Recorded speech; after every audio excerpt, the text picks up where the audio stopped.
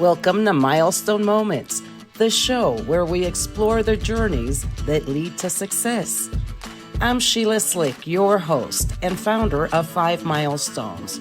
In every episode, we will bring you insights from the minds of entrepreneurs, leaders, and experts who will share not just their expertise, but the milestone moments that have reshaped their journeys and led to significant achievements.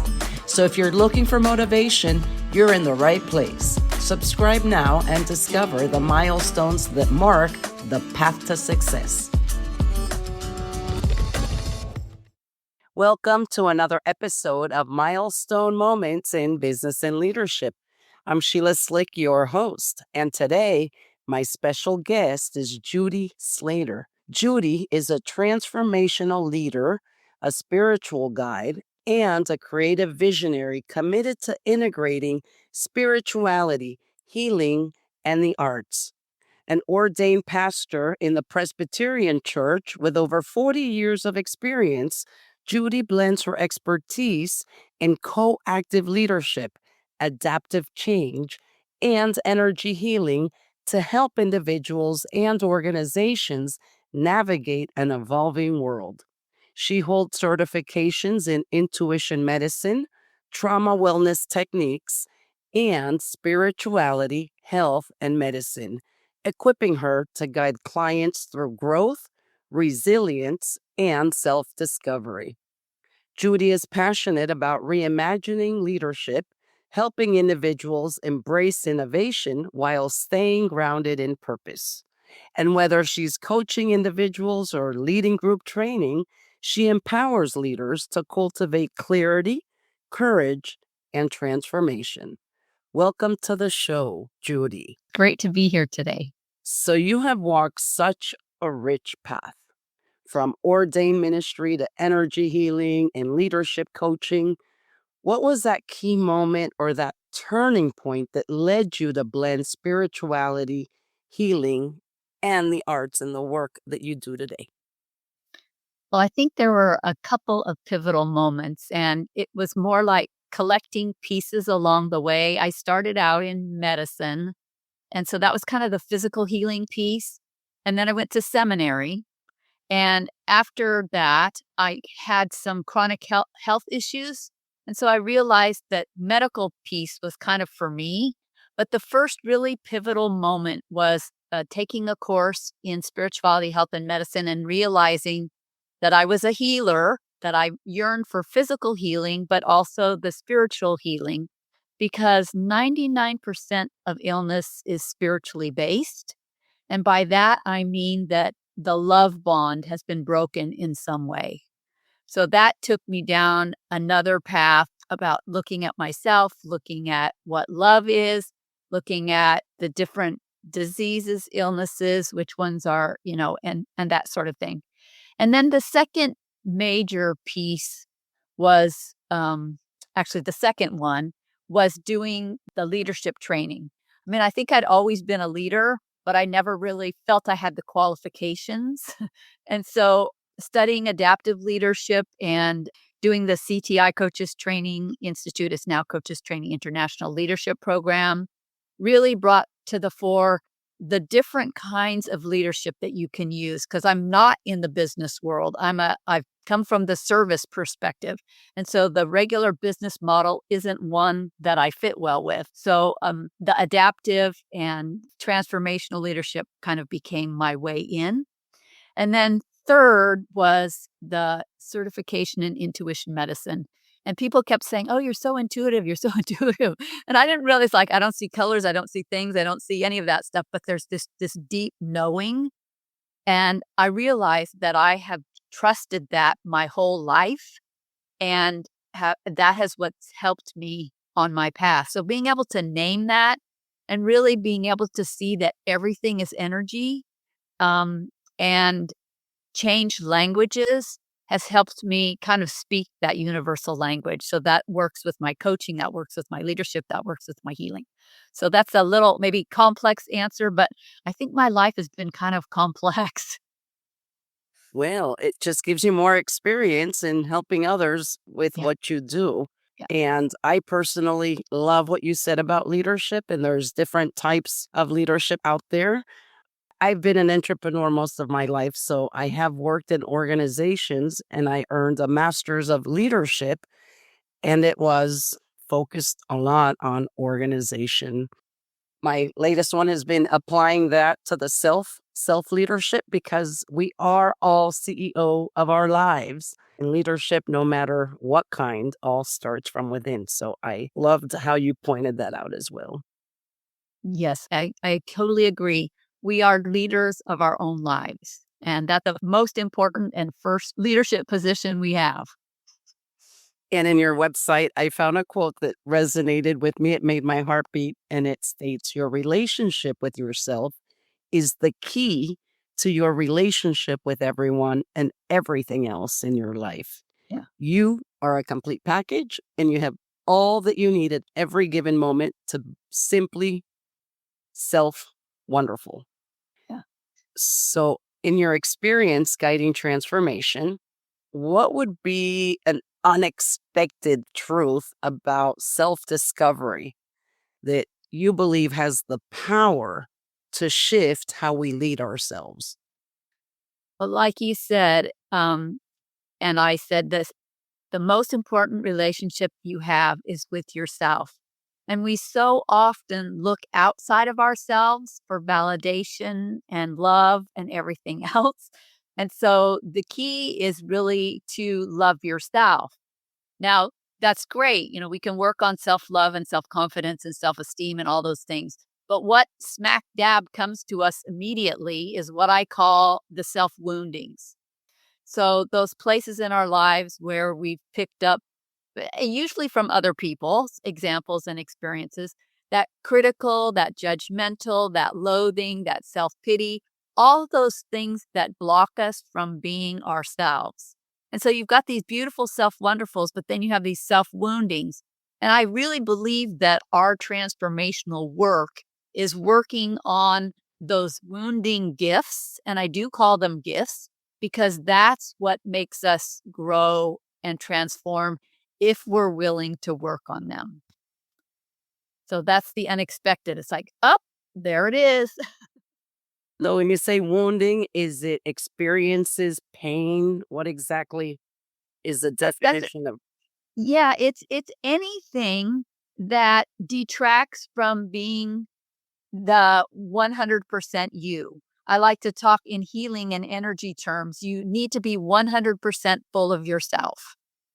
And you want to be full of that loving, caring, wonderful self. So, if someone is struggling with some of those aspects, how do you help them?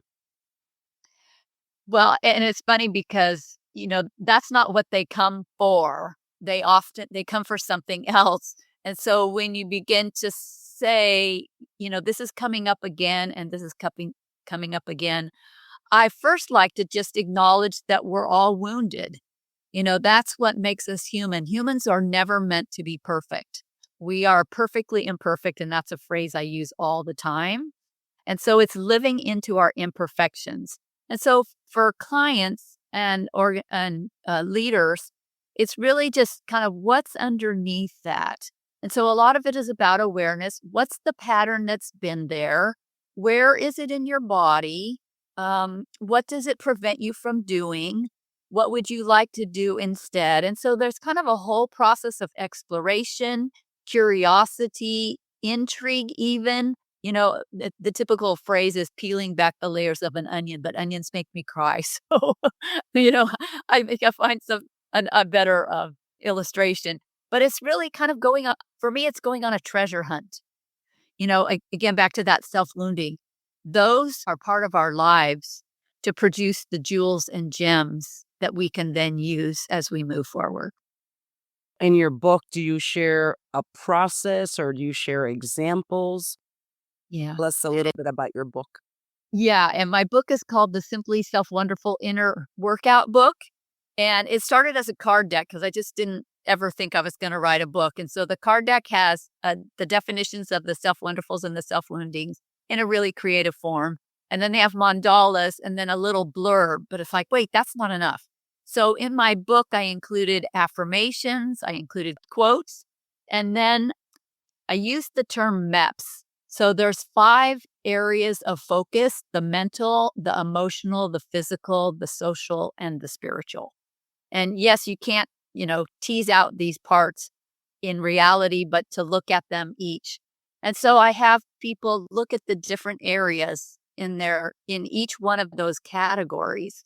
Um, the workout book is really a workout because it's not just easy, fluffy stuff. Like I said, it's kind of going below the layers and looking at things. And yet there's some really fun things. Like one of my favorite self wonderfuls is a self portrait.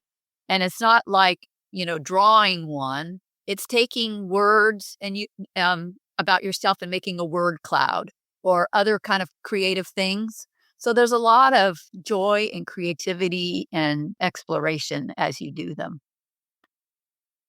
I like that. And with the cards, are they complementary? Can you use either the deck of cards or do you have to use them together with the book? How do the cards work? And people buy them separately. The book is just black and white, and I'm a color person. So I really like the card deck, and I do have a habit of just drawing a card from some deck every day.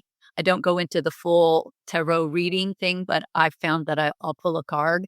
And then my newest adventure, and this was just completed last week, is I've put the card deck on a new app.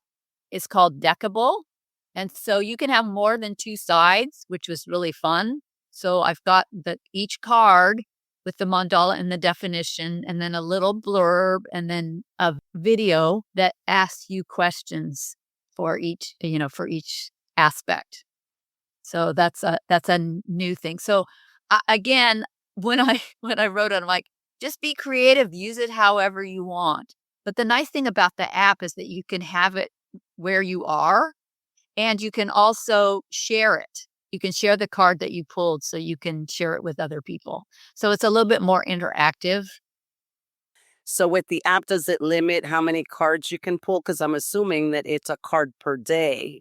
No, it's not. You can pull it's an amazing app. You can pull a spread, you can have it shuffle, you can have 1, 2, or 3 cards. You can choose your own, you can flip the sides, and you can take cards from other decks and pull them into your reading.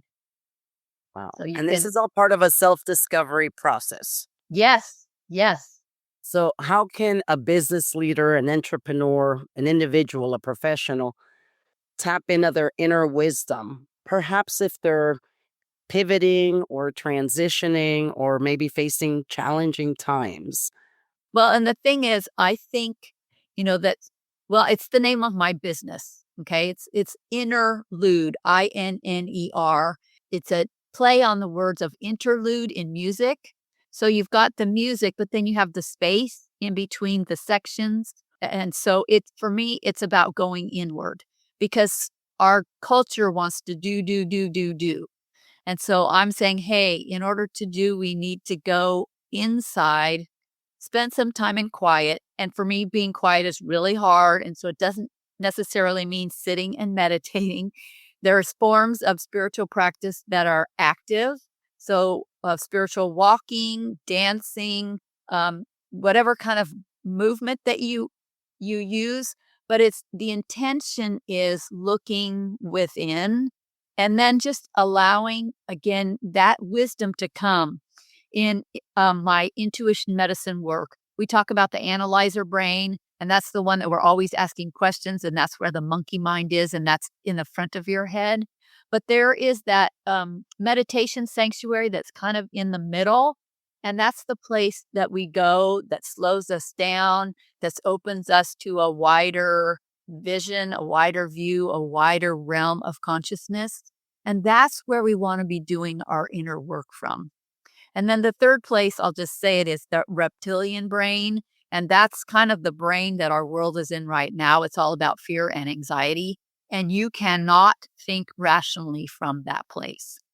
So I'm encouraging business leaders and clients and anyone who's listening to this podcast or anyone else is to really go to that meditative place.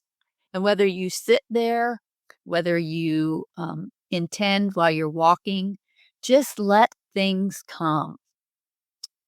Don't force anything. It has its own time. And I think that's what, back to that kind of first question, I think that's what I discovered along my journey is that anytime I tried to force something, it didn't work out. And finally I learned it's like, oh, I just have to wait for the right thing to come. So again, it's giving space for things to come. Well, there's that saying, patience is a virtue. I always have to remind myself of that because I'm sometimes impatient. I am an action taker. I want it done. Me too. It's like patience. I'm always learning patient because I'm not very patient. So, what would be your next milestone? Well, I really I really am passionate about people, feeling self-wonderful about themselves. When I created the book and the card deck, I kinda had women and teen girls in mind, but really it's applicable and written for everyone.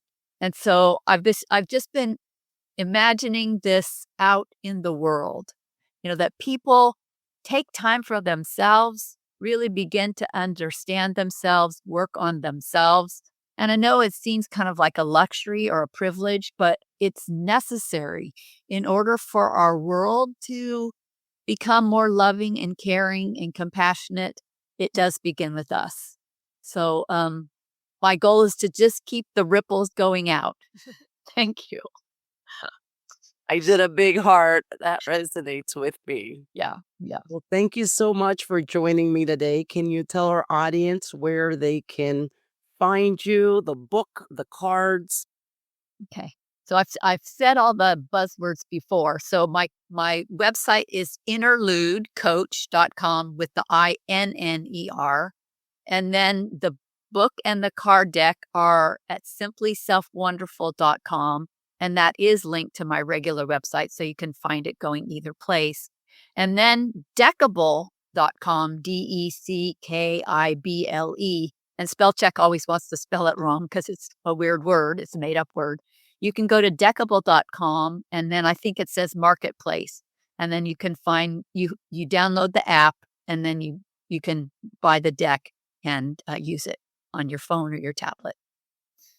And then, of course, I'm on Facebook and LinkedIn and other places. You can find me. Well, I'll make sure to leave the URLs in the description Okay. of this episode so that anyone that wants to reach out or to buy the workbook or the deck of cards or download the app can do so by just clicking on the link. Perfect. Thank you so much, Sheila. It's been wonderful. It has. And thank you all for joining us on another episode of Milestone Moments in Business and Leadership. Until next time.